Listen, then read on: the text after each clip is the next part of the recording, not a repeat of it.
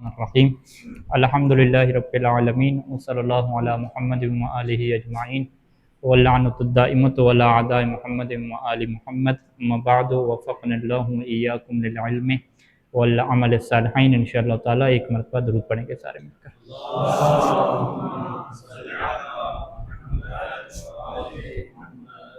یہاں پہ گفتگو ہماری نجاسات میں چل رہی ہے اور 10 نجاسات ہیں۔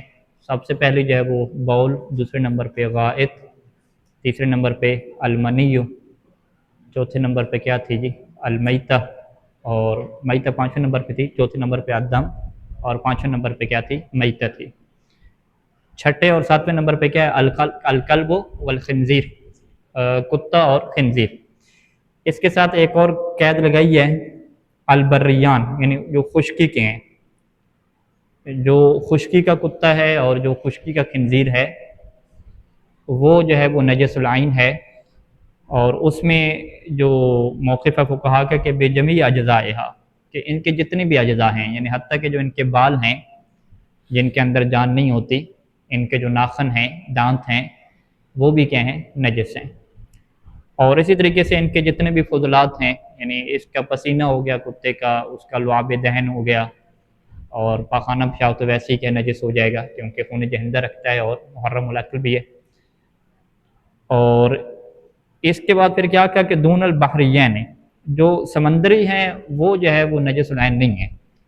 اب یہ جو ہے نا سمندری کتا، کلب البحر اور خنزیر البحر، اس کے اگر آپ نام سرچ کریں گے تو وہ مچھلیوں کی کچھ قسمیں ہیں، یعنی کچھ مچھلیاں ہیں جس سے جو ہے وہ کہا جاتا ہے کہ یہ مچھلی جو ہے نا وہ سمندر کی خنزیر ہے، یا یہ جو مچھلی ہے وہ سمندر کے کیا ہے کتا شمار ہوتی ہے، ٹھیک ہے۔ ہاں ایسا نہیں ہے کہ کوئی 4 ٹانگوں والا کوئی ہو، ٹھیک ہے، کہ سمندر میں جو ہے نا 4 ٹانگوں والا کوئی کتا یا 4 ٹانگوں والا خنزیر آپ کو نہیں ملے گا، تو وہ اس کی آپ کو تصویریں وغیرہ بھی مل جائیں گی، انگلش میں اس کے مختلف نام بھی ہیں۔ میرے ذہن میں تھا کہ میں تصویریں وغیرہ لے کر آؤں گا لیکن نہیں لے کر آ سکا۔ تو وہی جو مچھلی ٹائپ ہے نا اسی وہ کہتے ہیں، اسی مچھلی کا نام انہوں نے کیا رکھا ہوا ہے، عرب میں یہ نام ہے اور انگلش میں کیا ہے اس کا نام وہی ہے، فش ہی ہے اس کا نام، اور فش کے ساتھ آگے پیچھے کیا کوئی نام لگایا ہوتا ہے۔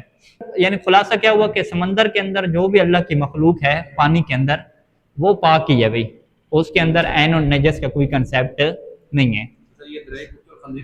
ہاں دریا کے اندر، سمندر کے اندر، پانی کے اندر جو بھی چیز رہتی ہے، چاہے اس کا نام کتے ہی کیوں نہ ہو، چاہے اس کا نام کیا ہے خنزیر ہی کیوں نہ ہو، تو وہ چونکہ سمندر والی ہے، خشکی والی نہیں ہے، تو اسے نجس نہیں کہا جائے گا۔ جب بھی الکلب والخنزیر کا لفظ استعمال ہوتا ہے فقہ میں تو اس سے مراد کیا ہوتا ہے کہ جو خشکی کے اوپر زندگی گزارتے ہیں وہ جانور کیا مراد ہیں، ان جانوروں میں جس کو کیا ہے کلب اور خنزیر کہا جاتا ہے وہ مراد ہیں۔ اس سے یہ مراد نہیں ہے کہ سمندر میں بھی کچھ ایسی مخلوق ہے جس کے نام جو ہے وہ انہوں نے ڈاگ رکھے ہوئے ہیں، جس کے نام جو ہے انہوں نے کیا ہے بچ کے پتہ نہیں کیا کیا نام رکھے ہوئے ہیں، انگلش والے نام میں اس پہ سرچ کر رہا تھا، تو اب آپ کہیں کہ بھئی وہ والی بھی نجس ہو جائیں، نہیں، سمندر میں کوئی اللہ کی مخلوق نجس نہیں ہے۔ حلال حرام کی کیٹیگری ہے سمندر میں، لیکن نجس کی کیا کیٹیگری نہیں ہے ہمارے پاس۔ آپ کہہ دیں کہ پانی میں مسلسل دھل رہے ہیں، ٹھیک ہے، بہرحال یہ قیاس ہو جائے گا ہمارا، ٹھیک ہے۔ سیدھی سیدھی بات کیا ہے کہ ہمارے پاس دلیل نہیں ہے اس کے نجس ہونے کے اوپر۔ اچھا، 5ویں نمبر پہ جو ہے 8ویں نمبر پہ کیا الخمر ہے، ٹھیک ہے، شراب۔ اس کی جو تعریف کی جاتی ہے کہ المراد منہ المسکر، اس سے مراد وہ نشہ دینے والی چیز ہے کہ المتخذ، جس سے بنایا گیا ہو، من العصیر العنبی، انگور کے رس سے، ٹھیک ہے، یعنی اس کا دائرہ کیا ہو گیا، تنگ ہو گیا نا، کہ جو انگور کے رس سے بنائی جاتی ہے وہ والی شراب کیا ہے نجس ہے، اور اس کے انگلش میں جو نام ہے وہ وائن ہے، ٹھیک ہے۔ جبکہ جو دوسری ہے جسے بیر کہتے ہیں وہ کس سے بنائی جاتی ہے، شعیر سے بنائی جاتی ہے، جو سے، ٹھیک ہے، بیئر کہتے ہیں، اچھا بیئر کہتے ہیں، ٹھیک ہے، اسے عربی میں فقاہ کہتے ہیں، ٹھیک ہے۔ تو فقاہ جو ہے وہ نجس نہیں ہے، نجس نہیں ہے کہ یہ مطلب نہیں ہے کہ آپ کہیں بھی حلال ہوگی، ٹھیک ہے، نجس ہونے کے مطلب یہ ہے کہ کپڑے پہ لگ جائے گی تو کپڑے نجس نہیں کرے گی، لیکن وہ چونکہ نشہ آور ہے، مسکر ہے، تو پینا اس کا کیا رہے گا، حرام رہے گا۔ تو لہٰذا یعنی قانون ہمارے پاس کہا گیا کہ شراب کی جتنی بھی قسمیں ہیں وہ ساری کی ساری نجس نہیں ہیں، ٹھیک ہے، شراب کی جتنی بھی قسمیں حرام ہیں، حرام تو آپ کہہ دیں گے پینا حرام ہے کیونکہ نشہ آور چیزیں ہیں، لیکن اس کے نجس ہونے میں فقط ایک وائن ہے ایسی جو انگور سے بنائی جاتی ہے، اس کے نجس ہونے کا کیا فتویٰ ہے، باقی کے نجس ہونے کا کیا فتویٰ نہیں ہے۔ احتیاط واجب کچھ فقہا لگاتے ہیں، جیسے جو ہے وہ فقہا کے متعلق ہے، ٹھیک ہے۔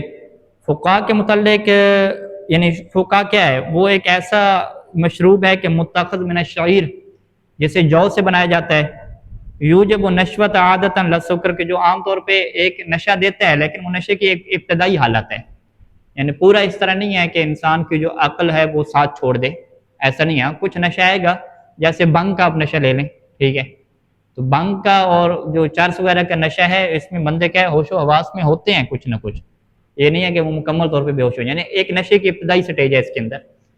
یعنی جو وائن ہے انگور والی ہے، اس کے اندر تو شدید نشہ ہے، اور جو بیئر ہے جسے فقہا کہتے ہیں، اس کے اندر نشے کی کیا ابتدائی سٹیج ہے، ٹھیک ہے، جسے عربی میں کیا نشوہ کہتے ہیں، یوجب نشوۃ عادتاً، کہ جو عام طور پہ کیا نشوہ کا سبب بنتی ہے، جو نشے کی کیا ابتدائی حالت ہے۔ تو اس کے بارے میں کیا موقف ہے کہ یہ کیا ہے، یحرم شربہ بلا اشکال ہے، تو یہ جو ابتدائی نشے کا سبب بن رہی ہے یہ بھی کیا ہے، حرام ہے، ٹھیک ہے، یعنی ابتدائی نشہ ہو، نشے کی پہلی سٹیج ہو، نشے کی دوسری سٹیج ہو، نشے کی تیسری سٹیج ہو، اس میں فقہا فرق نہیں کرتے، بس نشوہ شروع ہو گیا، یعنی نشہ آنا شروع ہو گیا تو وہ چیز کیا ہو جائے گی، حرام ہو جائے گی۔ اچھا، اس کے بعد جو ہے نا وضاحت کی کہ ولیس منہ ماء الشعیر، اس کے اندر ماء الشعیر جسے فارسی میں کیا آب جو کہتے ہیں، وہ کیا ہے اس میں شمار نہیں ہے، کیونکہ اس کے اندر نشہ نہیں ہوتا، ماء الشعیر جسے کہتے ہیں، یہ بھی اسی جو کے بنایا جاتا ہے، ٹھیک ہے، آب جو اسے کہتے ہیں، تمیز سے نشہ نہیں آتا، اس میں بالکل کچھ نشہ بھی نہیں ہے، کچھ بھی نہیں ہے۔ اور الذی یاسف الاطباء، ڈاکٹر جو ہے وہ اس کا کیا دیتے ہیں، مشورہ دیتے ہیں کہ یہ آپ کی صحت کے لیے مفید ہے، معدے کے لیے مفید ہے، آپ یہ کیا پئیں۔ آب جو وغیرہ یہاں پہ تو نہیں دیکھی، ایران میں تو ہے کافی، بلکہ یہاں پہ بھی ہاں کچھ اسٹوروں میں دیکھا، ٹھیک ہے، ماء الشعیر ہے، فری الکوہل لکھا ہوتا ہے، فری الکوہل، ماء الشعیر فری الکوہل لکھا ہوتا ہے، الکوہل فری جو ہے وہ آپ کو ماء الشعیر کیا ملتا ہے۔ تو ہاں ان دونوں میں فرق کیا ہوتا ہے بنانے میں، یعنی جو خمر ہے، جو شراب ہے نا جو بنائی جاتی ہے، چاہے انگور کے رس سے بنائی جائے یا کھجور سے بنائی جائے یا جو ہے وہ جو سے بنائی جائے، اس میں کیا ہوتی ہے، ایک چیز کو کہتے ہیں تبخیر کہتے ہیں، یعنی دو اصطلاحیں ہمارے پاس استعمال ہوتی ہیں، ایک کو تبخیر کہتے ہیں اور ایک کو غلیان کہتے ہیں، تبخیر اور غلیان، تے سے، ٹھیک ہے، بخارات آپ کہتے ہیں، بخارات کسی چیز کے بننا، تبخیر اس سے لے لینا۔ ایک ہے ابالنا چیز کو، ہاں غلیان جیسے کہتے ہیں، غلیان ابل جانا، ٹھیک ہے۔ تو اس میں کیا فرق ہوتا ہے کہ جو بھی شراب بنتی ہے وہ فقط ابالنے سے نہیں بنتی، کہ ایک چیز کو آپ ابال دیں تو وہ شراب بن جائے، ایسا نہیں ہے، یعنی آپ اس شراب کی ریسپی وغیرہ سرچ کریں، آپ کو نیٹ پہ مل جائے گی ساری، کہ اس کو جو ہے شراب کیسے، وائن کیسے تیار کی جاتی ہے، یعنی وائن کی آپ ریسپی تلاش کریں گے تو وہ فقط ابالنے سے نہیں ہوتا کہ انگور کے رس کو آپ لیں آپ ابال دیں، نہیں، وہ ابالنے کے بعد اسے کافی ٹائم پہ رکھنا پڑتا ہے تاکہ اس کی کیا تبخیر ہو جائے، تبخیر ہونے کے ساتھ پھر کیا کہتے ہیں کہ ایک ایسا ٹائم آتا ہے کہ اس کے جو شوگر کے پارٹس ہیں وہ جدا ہونا شروع ہوتے ہیں، اور جدا ہونے کے بعد اس کے اندر کیا نشے کی کیفیت بن جاتی ہے، ٹھیک ہے۔ اور یہ ظاہری بات ہے، یہ ہم نے تو تشخیص نہیں کرنی، جو ماہرین ہیں ان کو پتہ ہے، ہمیں بس اتنا پتہ ہے کہ بھئی اگر انگور کے رس کو ابال لیا جائے تو وہ شراب نہیں بن جاتا۔ ہاں ایک اور یہاں پہ بحث آتی ہے کہ اگر انگور کے رس کو ابالا جائے گا تو وہ حرام ہو جائے گا، چاہے اس کے اندر نشہ نہ بھی ہو، ٹھیک ہے، یہ الگ بحث ہے، ٹھیک ہے، یعنی یہاں پہ یہ بحث کہاں پہ، یہاں پہ ایک تبخیر ہے، ایک ہے غلیان۔ اب ان میں سے جب ہم یہ جو بناتے ہیں غلیان سے بنائے جی وہ حرام ہو گیا، یا تبخیر سے؟ ہاں یہ مسئلہ ہے، پھر اس کے بعد دیکھیں غلیان جو ہے نا یہ کیا ہے، کسی چیز کا کیا ہے ابال دینا، اس ابال دینے سے وہ چیز جو ہے وہ شراب نہیں بن جاتی اور نجس نہیں ہو جاتی، ٹھیک ہے جی۔ ہاں اگر ابلنے کے بعد اس کے اندر نشہ آ گیا ہے تو وہ حرام ہو جائے گی، نشہ تو جیسے بھی آ جائے، لیکن یہاں پہ انہوں نے کیا لکھا کہ بھئی عام طور پہ نشہ نہیں آتا،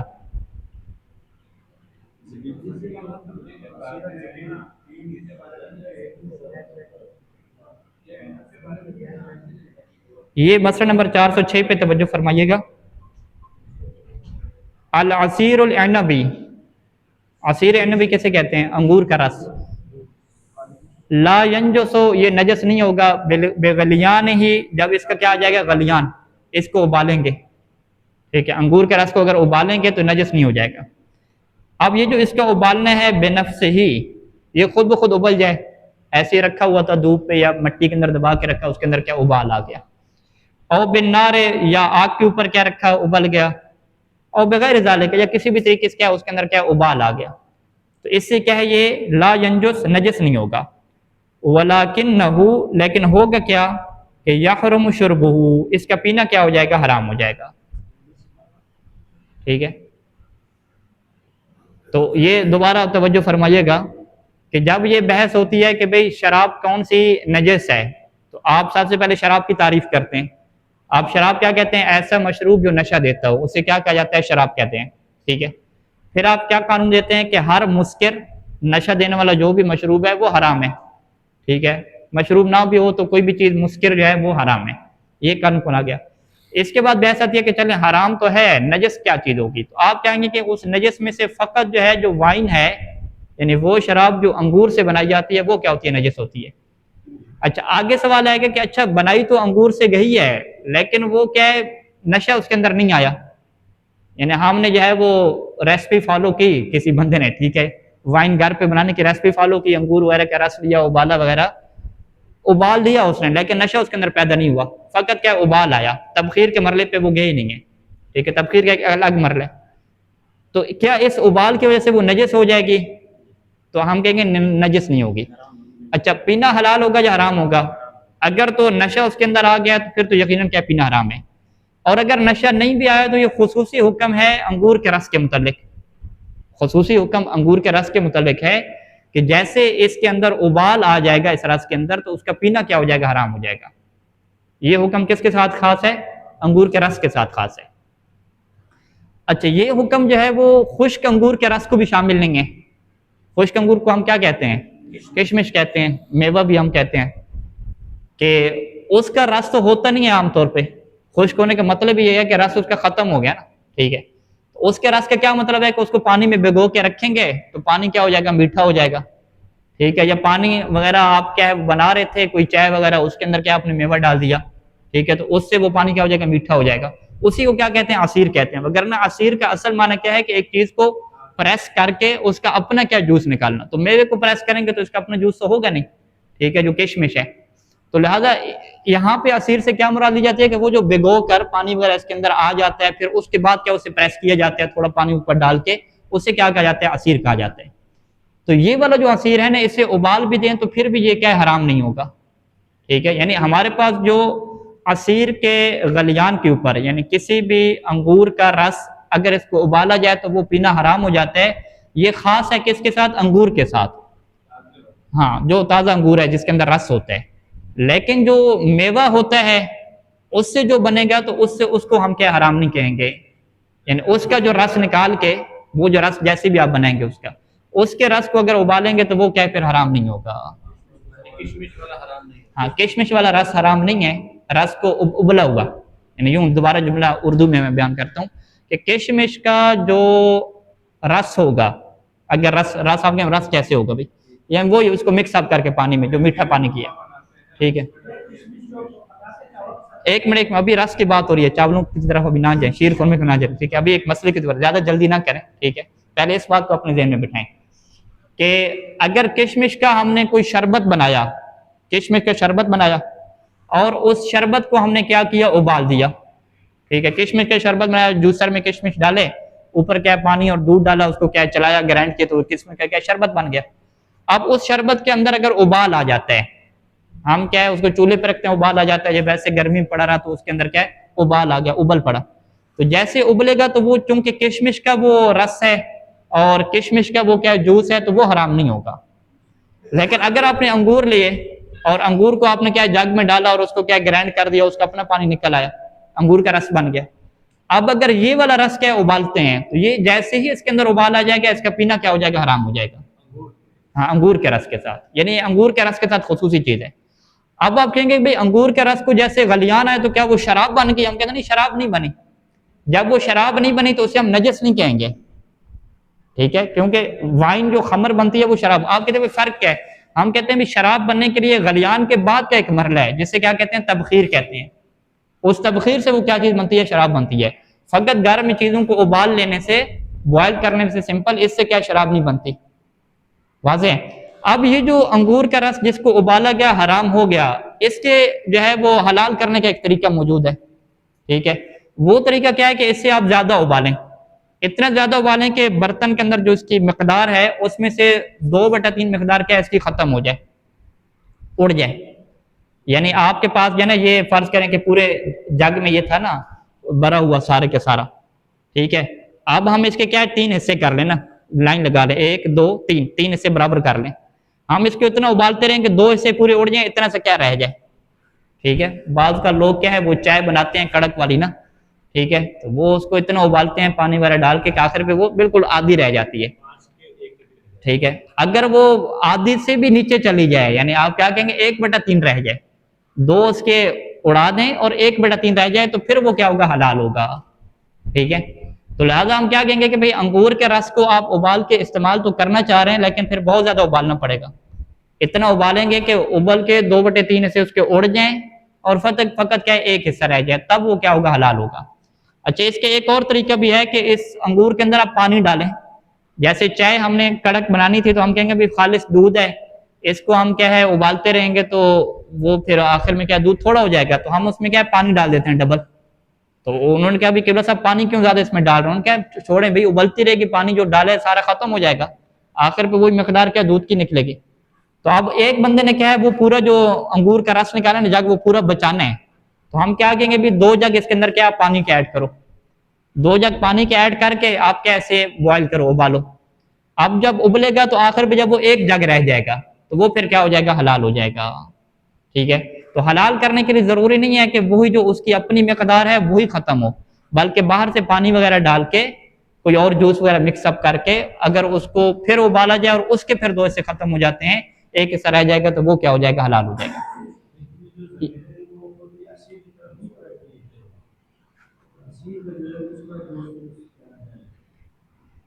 کس کی ضمیر؟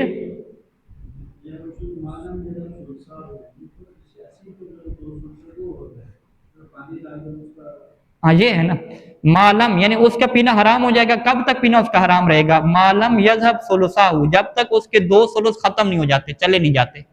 جب تک اس کے 2 ثلث 2/3 چلے نہیں جاتے، اس کا پینا کیا رہے گا؟ حرام رہے گا. اور اگر اس کے 2/3 چلے گئے، فَإِذَا ذَهَبَ، آگے کیا تعبیر ہے؟ فَإِذَا ذَهَبَ ثُلُثَاهُ، اگر اس کے 2/3 حصے چلے جائیں گے تو کیا ہو جائے گا؟ سارا حلالن، تو وہ کیا ہو جائے گا؟ حلال ہو جائے گا.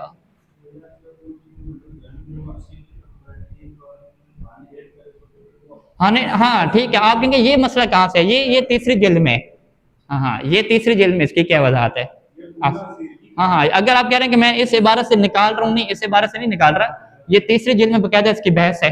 ٹھیک ہے، وہاں پہ یہ وہاں سے میں کیا کوٹ کر رہا ہوں، واضح. تیسری جلد میں کتاب الاطعمہ ہے، کتاب الاطعمہ شریفہ میں جائیں گے، وہاں پہ ایک طریقہ لکھا ہوا ہے. یہ رس کا کیس کیا ہے؟ حل ہوا یہاں پہ.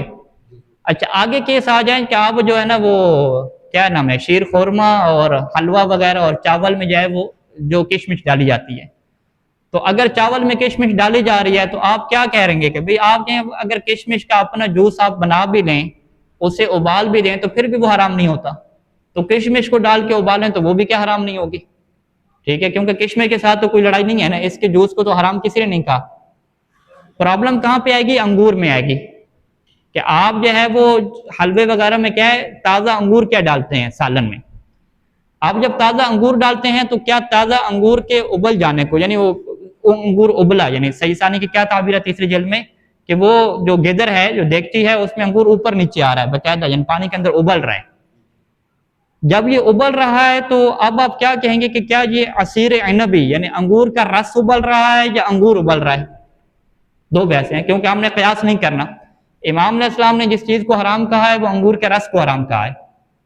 اگر انگور کو آپ ابال رہے ہیں تو صحیح ثانی فرماتے ہیں کہ اگر آپ یوں دقت کرتے ہیں کہ بھی انگور کا جو دانہ ہے اس کے اپنے اندر جو ہے نا رس موجود ہے، ہاں پھٹا نہیں ہے، اپنے اندر کیا رس موجود ہے، تو یوں یعنی دقت کریں، یوں ذہن لڑائیں آپ اپنا کہ آپ کہیں کہ بھئی انگور کے جو دانہ ہے اس کے اوپر جو جھلی ہے وہ مضبوط ہو گئی ہے، اندر جو اس کا رس ہے نا وہ رس بن گیا پورا، اور رس بن کے اندر ہی وہ کیا ہے اس کو ابال آ گئے، بڑی دقت، ٹھیک ہے، کہ آپ کہیں کہ بھئی یہ جو انگور ہم نے پانی میں ڈالا، چاول میں ڈالا، یہ اتنا زیادہ جو ہے وہ گرم ہو کے بوائل ہو گیا ہے کہ اس کے اپنے اندر جو اس کا رس ہے نا وہ ہی ابلنے لگ گیا ہے، تو صحیح سارے فرماتے ہیں بھی اس کا کسی کو یقین نہیں ہے، ٹھیک ہے، آپ نے ٹھیک ہے بڑی دقت کی کہا ثابت کیا، لیکن اس کا کسی کو یقین نہیں ہے۔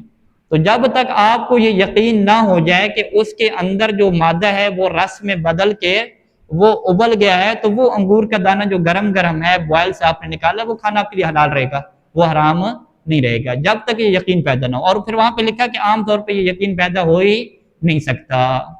اگر کوئی خاص بندے لیبارٹری وغیرہ میں کام کرتے ہیں، اگر انہوں نے فرض کریں دیکھا اس دانے کو نکال کے چیک کیا، انہیں باقاعدہ پتہ لگا کہ بھئی اندر تو سارا جو ہے نظام کیا بن چکا ہے، پانی بن چکا ہے، اور باہر والی جھلی نے کیا ہے انڈے کی طرح سے پیک کیا ہوا ہے، اور اندر سے چیز کیا ہے ابل رہی ہے، یہ والی صورتحال بن گئی ہے، تو تب جا کے وہ کیا ہوگا، حرام ہوگا۔ تو لہٰذا ہم کیا کہیں گے بھی اس کا تو ہمیں یقین ہی نہیں ہوتا، تو آخری رزلٹ کیا نکلے گا کہ حلوہ شریف میں، ٹھیک ہے، شیر خورمہ میں، دودھ میں، اگر جو ہے نا حلوہ میں، شیر خورمہ میں انگور کا رس نہ ڈالیں بلکہ کیا ڈالیں، انگور ڈالیں۔ ہاں یہ شاہ صاحب کو اللہ جزائے خیر دے جملہ پکڑا، اگر انگور ڈالیں گے تو وہ کیا ہے حرام نہیں ہوگا انگور، لیکن اگر انگور کے بجائے انگور کا رس ڈالیں گے تو رس تو کیا ہوتا ہے، حرام ہوتا ہے، تو اس کے اندر جیسی جوش آئے گا تو وہ کیا ہو جائے گا، حرام ہو جائے گا۔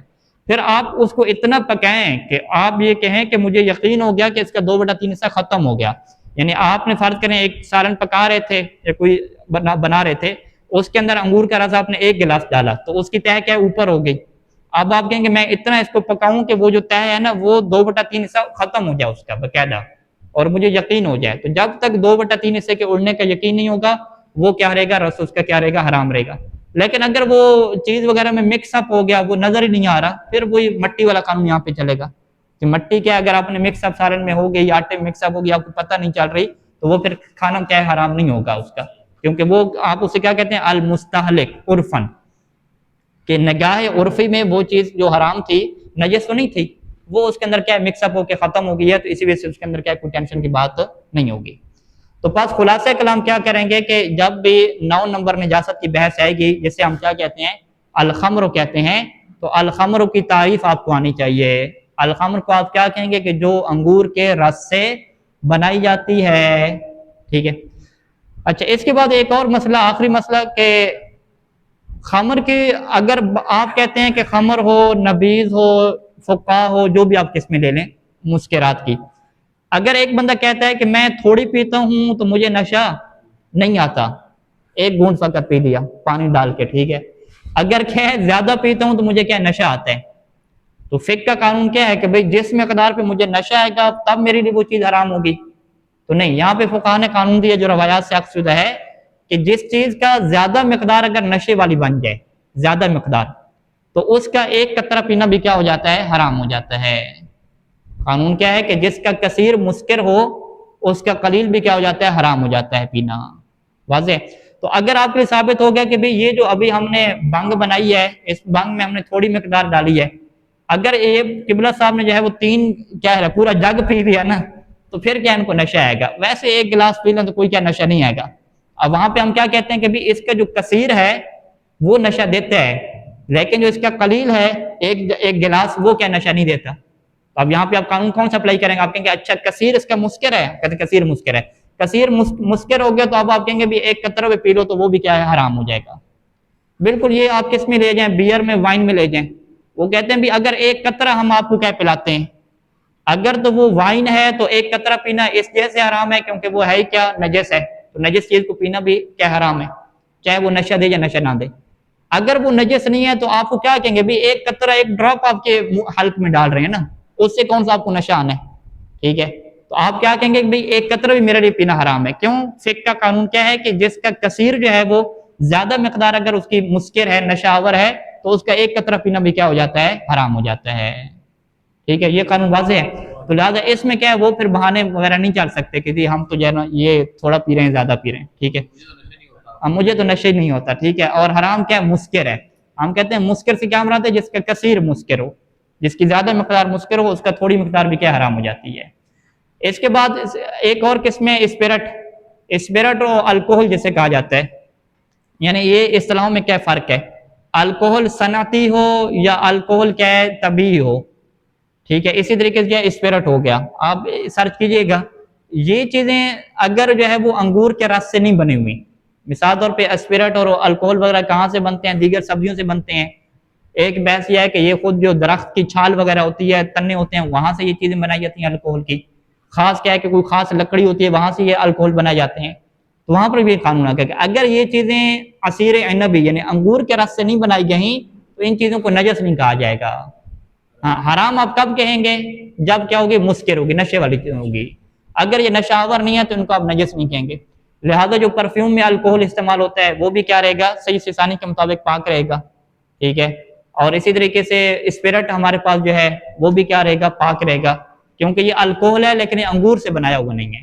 فقط جو انگور کے رس سے جو بنتا ہے نا الکوہل، اس سے کیا ہے پرابلم ہے، یعنی وہ چیز کیا ہوتی ہے، نجس ہوتی ہے۔ نجس بھی ہے تو حرام بھی ہے، لیکن انگور کے رس کے علاوہ جو باقی ساری قسمیں آ رہی ہیں وہ حرام کی کیٹیگری میں تب چلی جاتی ہیں جب وہ کیا ہوں گی، مسکر ہوں گی، نشہ آور بنے گی۔ وگرنہ اگر وہ مسکر نہیں ہے تو وہ حلال بھی رہیں گی اور کیا رہیں گی، پاک بھی رہیں گی۔ وصلی اللہ علی محمد وآلہ اجمعین۔